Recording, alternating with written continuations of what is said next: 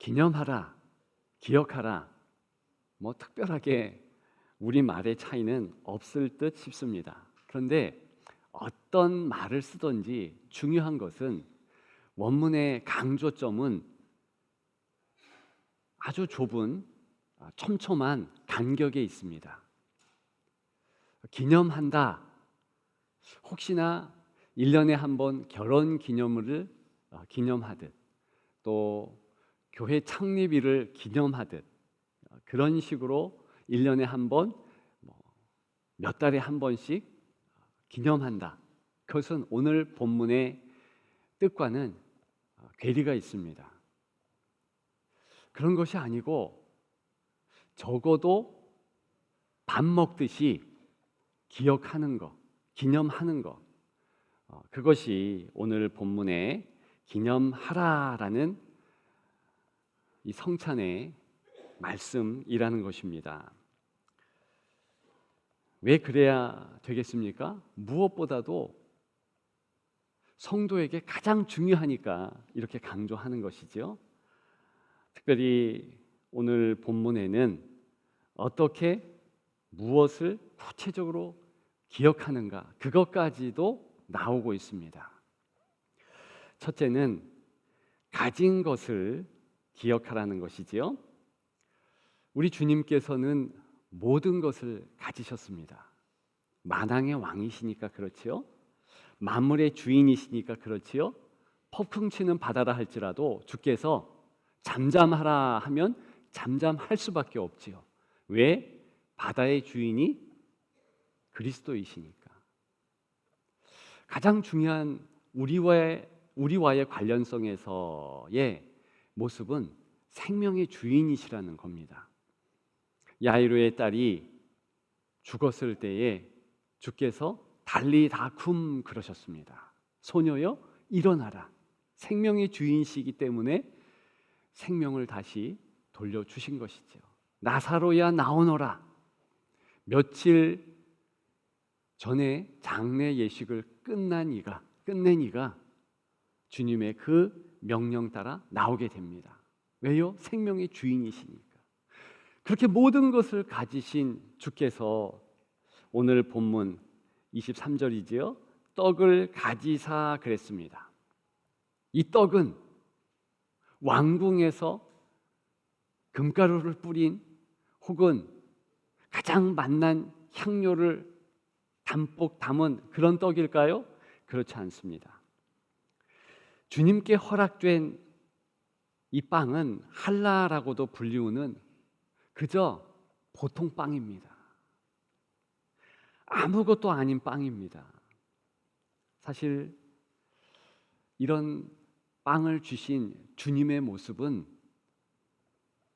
평범한 그런 모습이었습니다. 희귀한 모습이 아니죠. 주님은 머리 둘 곳이 없다 말씀하셨습니다. 집이 없다 그런 뜻이지요. 당시에 유명한 랍비들은 그래도 운송수단이 좀 있었습니다. 낙이 새끼가 되었든 혹은 나귀가 되었든 내지는 말이 되었든 그런 것들을 이용했다는 것입니다. 가장 인기가 절정에 있는 예수 그리스도께서도 나귀쯤은 가지고 계시지 않았을까 그런 기대할 수 있는데 전혀 그런 모습이 보여지지 않았습니다. 한번 예루살렘 입성 때 나귀 새끼를 타셨습니다. 그것조차도 정황으로 보면 빌려 타셨다는 것입니다. 입성한 이후에 분명 돌려주셨겠지요. 그런데 우리가 이 지점에서 괜한 금욕주의를 붙잡을 수 있습니다. 주님은 사실 필요도 없으셨지만 하나님 아버지께서 허락도 안 하신 거예요. 그게 맞습니다. 주님은 어쨌든 이 땅에서 우리와 같은 모습, 또 우리에게 허락되지 않은 것은 그저 지나갈 수 있는 그런 평범한 모습을 주님도 가지셨어요. 주님이 좋은 떡, 좋은 빵이 아니라 그저 조열하고 아무것도 아닌 그 떡을 주님 두 손에 잡으셨다는 것입니다. 여러분들은 어떤 환경, 어떤 능력 가지고 계십니까? 저는 지난 월요일부터 어제 토요일까지 태국 선교 여행을 다녀왔습니다. 그런데 그 나라와 비교해서 우리나라가 좀 환경적으로 축복을 덜 받았을 수도 있겠다, 덜 허락받았을 수도 있겠다, 그런 생각했습니다. 일단 거기는, 태국은 산무라고 합니다. 태풍이 없어요. 적도 지역인데 태풍이 그 지역을 중심으로 해서 이제 시작되기 때문에 태풍이 없고요. 또 지진지대를 교묘히 벗어난 곳입니다. 지진이 없습니다. 그리고 지역적으로 큰 전쟁이 있지 않았습니다. 축복이지요? 약간 마음이 좋지 않더라고요. 왜 우리 민족은 허락받은 자연 환경이 요 정도뿐인가? 사시사철이라고 사실은 이야기하지만 극심한 더위가 우리의 것입니다. 겨울은 극심한 추위예요. 따라서 그저 한번 아무 것이나 뿌려도 잘 자라고 잘 나는 그런 태국의 땅과는 비교하면 별로 축복 못 받은 것 같다는 것입니다. 개인적으로 저는 여행, 특히 비행기를 타고 이동하는 것을 좋아하지 않습니다. 건강이 따라주질 않은 거예요. 남들보다 저는 약간 그 귀 쪽, 그 중이죠? 약합니다. 그래서 압력에 민감해요. 이번에도 그렇게 기도했지만 하강할 때, 비행기가 공항에 착륙할 때 그렇게 머리가 아프고 눌림을 받는 느낌, 아주 좋지 않은 느낌으로 선교 여행을 시작했습니다. 그리고 저는 소화력이 좀 떨어져요. 그래서 태국 음식 맛있지만 조심해야 되는 거죠. 말씀을 준비하면서 생각해 보았습니다. 왜 하나님께서는 이 민족에, 또 저에게 이렇게 약한 것을 주셨을까? 그럼에도 불구하고 오늘 주님이 떡을 가지사 한 모습과 같이 하나님께서 합력해 선을 이루도록 우리에게 허락하셨다는 것입니다. 부족하게 보일 수 있고 아무것도 아닌 것처럼 여겨질 수 있지만 하나님의 은혜가 거기에 먼저 있다는 것을 발견하는 것, 그것이 성찬을 통해서 하나님 아버지께서, 예수 그리스도께서 깨닫게 하시는 첫 단추라는 것입니다. 놀라운 것은 우리 주님은 이 조열한 떡을 가지시고 하나님의 은혜를 충분히 베풀어 주셨습니다. 예수 그리스도를 기억할 수 있는 최상의 떡, 빵, 그렇게 만들어 주셨습니다. 저는 분명히 믿습니다. 우리나라가 부족하고 연약해요. 그럼에도 불구하고 그리스도께서 우리를 붙잡아 주셔서 가장 크게, 열방 중에서 가장 아름답게 쓰실 줄 믿습니다. 또 한 가지는 저 역시도 하나님께서 연약한 모습 그대로 쓰실 것을 믿어요. 여러분들도 마찬가지라는 것입니다. 두 번째로, 감사할 것을 기억하라는 구체적 그런 명령이지요. 24절입니다. 축사하시고 그랬습니다. 이때 축사는 감사했다, 땡스기빙 했다, 이런 의미입니다. 감사, 축사, 이것을 원문에는 유카리스 그렇게 말합니다. 그 자체가 성찬이라는 의미도 가지고 있습니다. 그래서 성찬식 자체는 감사의 예식, 그런 의미예요. 우리 주님은 정말 그 조열한 떡을 하늘을 향해 올리시고 기도하셨습니다. 그런데 가만히 생각해 보면 주님은 그 떡이 필요 아니한 그런 때였습니다. 곧 십자가를 지실 거예요. 배고프시겠습니까? 안 드셔도 괜찮을 것입니다. 그럼에도 불구하고 주님은 그 떡을 드시면서, 하늘을 향해 드시면서 축복하시고 감사했습니다. 어떤 감사일까요? 내게 허락해 주신 내 제자들, 주의 사람들 감사합니다. 그 감사겠죠. 그리고 주님의 감사, 그 이전과 그 이후 모든 것을 통틀어서 생각해 볼 때에 한날 한날 인도해 주심에 대한 감사라는 것입니다. 저와 여러분들의 성찬의 태도, 바로 그 감사의 모습입니다. 우리는 구원케 하신 거 감사하지요. 우리는 우리를 붙잡아 주셔서 우리를 또 앞으로 부활케 하시는 것도 감사지요. 그러나 그것만 감사합니까? 매일매일 구체적으로 우리의 모든 정황 가운데서 붙잡아 주시고 인도해 주시는 그 하루하루 감사 아닙니까? 저는 특별히 지난 일주간에 감사하지 않을 수 없었습니다. 많은 현지인들이, 많은 그 현지 목회자들이 저를, 또 저와 동행한 이들을 높게 보는 거예요. 왜? 한국에서 온 목회자다. 한국 기독교는요, 태국과 같은 귀한 선교지, 그곳의 기독교와는 사뭇 다릅니다. 그 태국의 기독교는 우리보다 좀 더 기독교 역사가 깊고 또 불교 국가이지만 그 기독교의 문화가 좀 이렇게 많이 퍼진 거 사실입니다. 그럼에도 불구하고 열심이 없어요.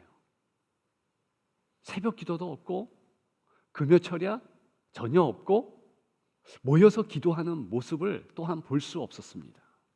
선교의 열정, 전도의 열정 전무했습니다. 그저 다른 종교에 호혜적이고 그리고 함께 한다는 이런 강조만 있지 예수 그리스도의 그 뜨거운 사랑을 나타내려고 하는 열정이 전무했다는 것입니다. 저는 그래서 한국의 상황에서 주님을 위하여서 기도했던 우리 앞서간 신앙의 성도들이 너무 자랑스러웠습니다. 그들의 변변한 그런 형편에서 주님께 마음을 다해서 기도했잖아요. 그랬더니 주님께서 이 민족을 높게 써주시고 세워주시고 이끌어주셔서 귀한 선교의 전처 기지로 이 한국을 사용하시고 또 저같이 부족한, 건강도 부족하고 지식도 부족하고 여러 가지로 부족하지만 하나님께서 선교의 시대적 도구로 사용하시는 것, 그게 너무 감사했어요. 여러분, 만일 여러분들이 가진 것이 없다, 그리고 형편이 어렵다, 괜찮습니다. 그건 먼저 가늠해 봐야 합니다. 그런데 두고 보십시오. 그것을 하나님 아버지께 번쩍 올려드리는 주님의 손과 같이 주여, 내가 이것을 주께 감사의 제목 삼습니다. 인도하시고 역사하옵소서. 그러면은요, 크게 쓰십니다. 역사하십니다. 주님은 그런 모습을 우리에게 보여주신 것이지요. 우리 민족이 또 여러분들이 그렇게 행했기 때문에 여기까지 하나님의 은혜가 충만했고 앞으로도 충만한 하나님의 은혜가 여러분들의 삶 가운데 있을 줄 믿습니다. 예, 그럴 것입니다. 성찬 때는 더욱더 그러한 인도하심의 역사, 여기까지 인도하신 그 모든 주의 손길, 그것을 가늠해보고 감사하는 것입니다. 정말 여러분들은 생각 못할 감사할 제목이 너무 많다, 그렇게 말할 수밖에 없는 우리의 신앙의 생활이라는 것을 깨닫게 됩니다. 바로 지금 성찬의 시간이 그런 깨달음의 시간이 되기를 주님의 이름으로 축복합니다. 마지막 세 번째로 떼어 나눌 것을 기억하라는 것입니다. 주께서 24절에 축사하시고 떼어 이르시되 그랬습니다. 떡을 찢으신 거예요. 다시 한번 말씀드리지만 예수님을 위한 떡이 아니셨어요. 함께한 제자들, 그리고 함께할 여러분과 같은 제자들을 위함이었습니다. 그 떡을 떼시면서 찢으시면서 사실은 예수 그리스도의 사랑을 전하는 것이지요. 내 몸이 이렇게 찢겨서 너희를 향하여서 나의 사랑, 모든 사랑을 다 준다, 그것을 말씀하고 있는 현장이 오늘 본문이 담고 있는 첫 성찬의 모습이 아니겠습니까? 마지막 만찬의 모습이 아니겠습니까? 그것은 영적으로 지금도 계속됩니다. 중요한 점은 저와 여러분들이 붙잡아야 할 큰 교훈은 무엇이겠습니까? 성찬은요, 정말 나를 위한 시간이 아니라는 것입니다. 오히려 나보다는 함께하는 다른 성도들, 나 역시도 예수 그리스도의 심정을 가지고 내가 가진 거 별거 아닌 거잖아요. 나의 시간, 나의 능력 아무것도 아니죠. 근데 그것을 구분해서 남을 위해서 쓰겠습니다, 작정하는 것, 그것이 주님이 보여주신 성찬의 바른 뜻입니다. 또 한 가지, 성찬은 공동체를 위한 귀한 그런 시간이었습니다. 오늘 읽지 않았지만 29절에 보면 주의 몸을 분별하지 못하고 먹고 마시는 자는 자기의 죄를 먹고 마시는 것이니라. 이때 주의 몸, 이것은 개인적인 몸, 이것 이전에 공동체 모임의 몸, 교회를 의미한다는 것입니다. 이것이 문맥적으로도 맞고 문형적으로도 맞습니다. 지금 사도 바울은 고린도 교회의 문제를 한 가지 지적한 거예요. 이 교회는 많은 계층의 사람들이 모였습니다. 부자도 있고요, 가난한 사람도 있었습니다. 그런데 함께 모여서 식탁의 자리를 계속 하는 가운데 어느 날 민망한 일이 생기기 시작했습니다. 그것은 부자들이요, 그들은 시간도 있고 돈도 있고 물질도 있으니까 자기들의 먹을 것을 가지고 옵니다. 그리고 모여서 만찬의 시간 전에 미리 자기들이 배부르게 먹어버리는 거예요. 그러면 나중에 오는 노동자들, 가난한 자들, 이들은 가지고 오는 것도 변변치 않지만 어떤 이는 아예 못 가지고 오죠. 그러면 먹을 음식조차도 없는 거예요. 그리고 어떤 식으로 또 고린도 교회의 이 만찬의 모임이 퇴색되었느냐, 이제 끼리끼리 먹기 시작하는 겁니다. 부유한 자들은 부유한 자들끼리. 그러면서 이제 우리의 모임, 너희의 모임, 파당이 나눠지는 거예요. 그런데 어찌 주님의 몸된 교회는 이런 모습을 보여야 하겠습니까? 전혀 그럴 수 없는 것이죠. 특별히 주님께서 이러한 만찬의 모습을 많이 제자들에게 보여주셨는데 당시 유대인들은요, 이렇게 모여서 어떤 부류와 같이 먹느냐 나누느냐 이것이 중요했습니다. 여러 번 말씀드렸죠. 거룩의 한 증거로서 이 식탁 공동체가 중요하다는 거예요. 아무나 함께 먹지 않습니다. 죄인들과 특별히 구분해야 되는 거예요. 그런데 주님께서는 대표 죄인인 세리 레위의 식탁 거리낌 없이 가셨어요. 심지어는 여인들이 먹는 그 가운데에서도 주께서 식사 자리를 잡으셨습니다. 무엇을 먹느냐가 중요한 것이 아니라 주님에게는 어떤 사람들과 함께 하느냐, 죄인들과 함께 했고 그것이 교회의 모습이라는 것입니다. 계층 초월, 남녀 초월 모든 것을 다 받을 수 있는 그런 넉넉한 모습, 이것이 29절에 주의 몸을 분별하는 이 내용에 담겨져 있는 것입니다. 공동체, 특히 그리스도의 몸된 교회라는 공동체는 적어도 다른 이들을 인정해야 되는 겁니다. 받아줘야 되는 것입니다. 새가족이 되었건 떠드는 어린아이가 되었건 이 예배의 시간에는 같이 오는 것이고 먹고 마시는 나눔의 시간도 같이 하는 것입니다. 그것이 정말 교회의 모습이지요. 그런데 그렇게 못하는 고린도 교회의 현실, 혹시 우리의 현실이 되는 것은 아닌지요? 너무나 아쉬운 것은 초대교회에 누구나 함께하는 이 성찬이 4세기 때부터 중세시대 때부터 세례자에게 국한되었습니다. 자녀 세대에는 배제되도록 그렇게 성찬 예식이 정형화되었죠. 왜 그랬는가? 적어도 어린아이는 성천의 그 예수 그리스도의 몸 되심, 우리에게 모든 것을 주시는 그 사랑 못 깨달는다는 것으로 확신한 거예요. 그리고 새가족들은 모를 수 있잖아요.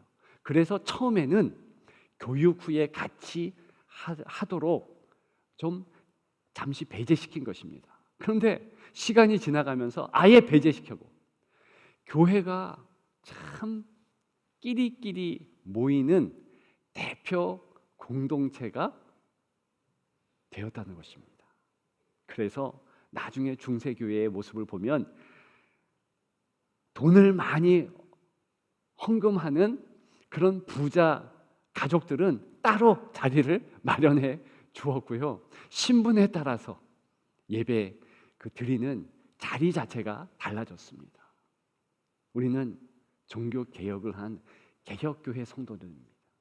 개혁교회의 가장 중요한 가치는 함께한다, 누구나 평등하다, 누구나 떡을 뗄 수 있다. 자, 그렇다면 오늘 성찬식에 세례 안 받은 자도 이 떡을 뗄까요? 그렇지는 않습니다.